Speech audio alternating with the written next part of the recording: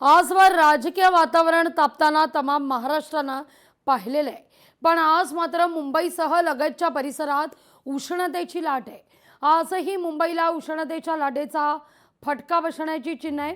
मुंबईचा पारा तर 38.4 अंश सेल्सिअस पार हा गेलेला आहे।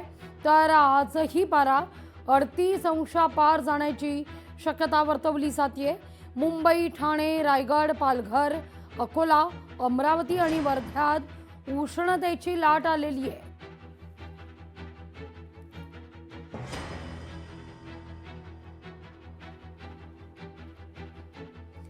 मुंबईमध्ये तापमान 38.4 अंश सेल्सिअस, अकोल्यामध्ये 40 अंश सेल्सिअस इतकं तापमान, सांगलीत 38.2 अंश सेल्सिअस, पुण्यात 37.7 अंश सेल्सिअस, तर सोलापूरमध्ये 39.4 अंश सेल्सिअस इतकं तापमान पाहायला मिळतंय। मुंबईचा पारा हा चढाच आहे। मुंबई, सांगलीचा पारा हा 38 अंशापार पोहोचलाय, तर अकोल्यातही 40 अंश सेल्सिअस इतकं तापमान नोंदवण्यात येत आहे।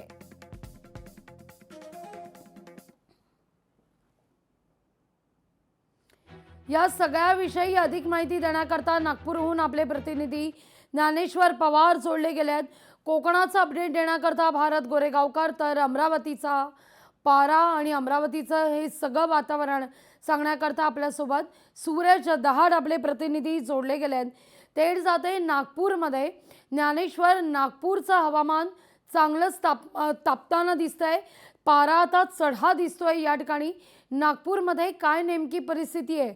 दुपारच्या वेळेत लोकांनी बाहेर पडू नये असं सुद्धा आवाहन करण्यात आलेलं आहे। अगदीच लागवीची प्रतिवर्षीप्रमाणे यंदा सुद्धा जे आहे ते नागपूर मोठ्या प्रमाणात तापलेलं आहे। आज नागपूरमध्ये जे आहे ते 38.2 डिग्री सेल्सिअस तापमानाची नोंद करण्यात आली आहे। मात्र नागपूरसह विदर्भाचा विचार केला तर विदर्भामध्ये जे आहे ते अकोला सर्वाधिक हीट जिल्हा म्हणून ठरलेला आहे। आज सुद्धा 40शी पार जे आहे ते तापमान अकोला जिल्ह्यामध्ये नोंदवलं गेलं आहे। जवळपास 40.4 डिग्री सेल्सिअस जे आहे ते अकोल्याची आजची जी आहे ते तापमानाची स्थिती आहे। त्यामुळे एकूणच हवामान विभागाने कालच सांगितलेलं होतं की अकोला असेल, अमरावती असेल, त्याचबरोबर वर्धा जिल्हा असेल, या तिन्ही जिल्ह्याला त्यांनी ज्याने तापमानासंदर्भामध्ये येलो अलर्ट जारी केलं होतं। कारण की आज, उद्या आणि परवा सलग 3 दिवस जे आहे ते याच पद्धतीने जे आहे ते विदर्भामधील या काही जिल्ह्यांमध्ये जे आहे ते तापमानाची स्थिती राहणार आहे। त्यामुळे एकूणच जे आहे ते प्रशासनाकडून सुद्धा वारंवार जे आहे ते नागरिकांना आवाहन केलं जात आहे की आवश्यक काम असेल तरच बाहेर पडा आणि बाहेर पडताना सुद्धा स्वतःच्या आरोग्याची काळजी घ्या, जेणेकरून थंड कापड जे आहे ते आपल्या चेहऱ्याला बांधून या ठिकाणी बाहेर पडा आणि थंड पाणी पित जा, अशा पद्धतीचं आरोग्य विभाग असेल, जिल्हा प्रशासन असेल, यांच्याकडनं जे आहे ते वारंवार जे आहे ते नागरिकांना आवाहन केलं जात आहे।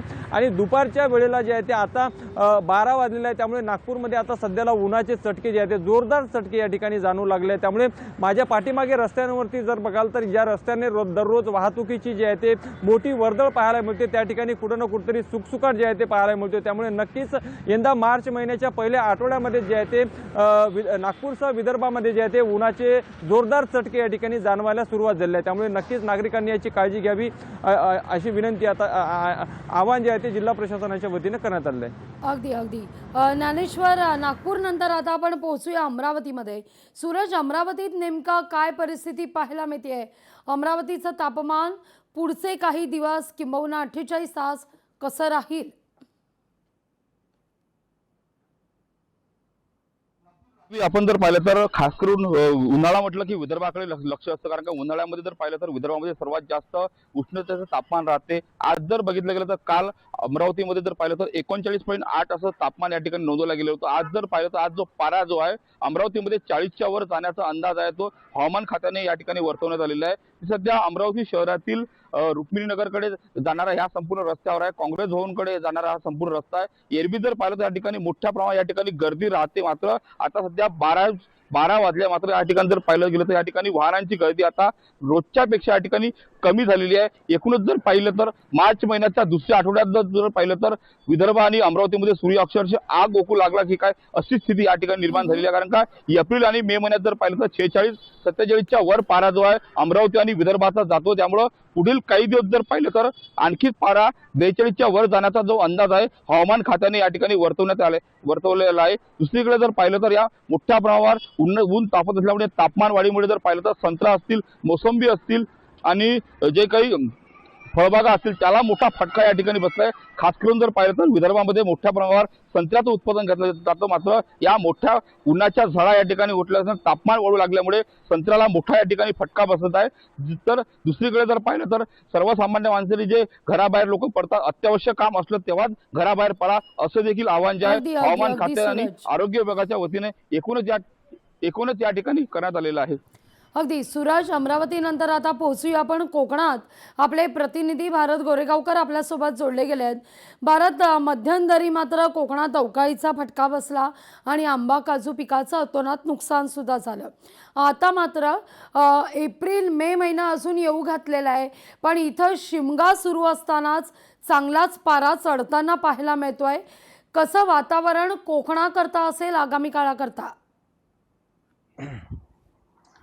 लागवी मॅडम, आपण जर पाहिलं तर गेली 4 दिवसांपासून कोकणामधलं जे हवामान आहे, वातावरण आहे, ते पूर्णपणे बदललेलं पाहायला मिळते.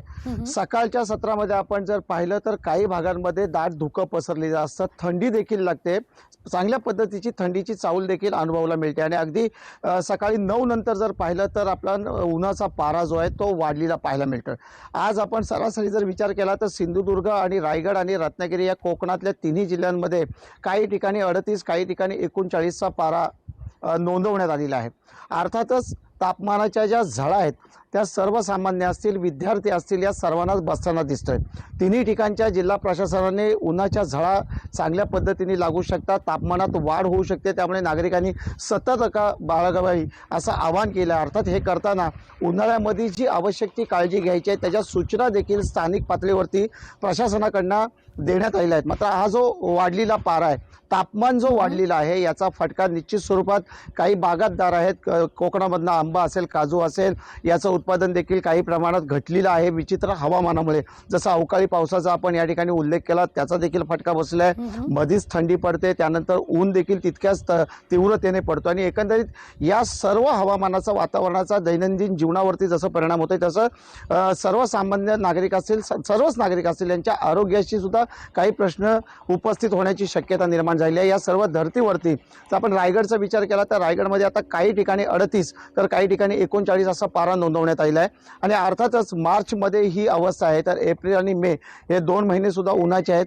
जसं तापमानात वाढ होते, उन्हाचा पारा जसा वाढतोय, तसं काही ठिकाणी पाणी टंचाईचा सुद्धा प्रश्न निर्माण होतोय. आणि या सर्वांवरती कसं मार्ग काढता येईल यासाठी जिल्हा प्रशासनाच्या बैठका सुद्धा आहेत. मात्र तुर्तास सध्या तरी तापमान ज्या पद्धतीने वाढतोय त्याचा जर विचार केला तर जिल्हा प्रशासनाने, स्थानिक प्रशासनाने जनतेला आवाहन केलं आहे की उन्हाची जी तीव्रता आहे, जी दाहकता आहे, ही जाणवत असेल तर आवश्यक असेल, गरजेसाठी महत्त्वाचं असेल तरच उन्हातून बाहेर पडा, नाही तर शक्यतो मोटरसायकलवरचा जो प्रवास आहे तो टाळावा, उन्हातला प्रवास आहे तो टाळावा असं आवाहन देखील करण्यात आलेलं आहे. निश्चित निश्चित.